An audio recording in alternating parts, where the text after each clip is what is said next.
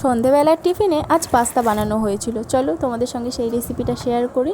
প্রথমেই তো পাস্তাগুলোকে সিদ্ধ করে নিলাম সামান্য একটু লবণ দিয়ে। এরপর ওই একই কড়াইতে সামান্য একটু তেল দিয়ে একটা ডিম লবণ দিয়ে ভুজিয়া করে নিলাম। এরপর আবারও একটু তেল দিয়ে দিলাম কেটে রাখা কিছু বিনসগুলো হালকা একটু নেড়েচেড়ে ভেজে নিয়ে দিয়ে দিচ্ছি পেঁয়াজ কুচি আর লঙ্কা কুচি। এবার সব উপকরণগুলো হালকা করে একটু ভেজে নেব, খুব বেশি পুড়িয়ে ভাজবো না, নর্মালি হালকা একটু ভেজে নিলাম। এরপর দিয়ে দিলাম সিদ্ধ করে রাখা পাস্তাটা, তারপর পরিমাণ মতো লবণ আর ডার্ক সয়া সস দিয়েছি 1 চামচ। এবার পাস্তার সঙ্গে সমস্ত সবজি আর মশলাটাকে ভালো মতো মিশিয়ে নিয়ে দিয়ে দিচ্ছি একটা ম্যাগি মশলা বা পাস্তা মশলাও তোমরা দিতে পারো।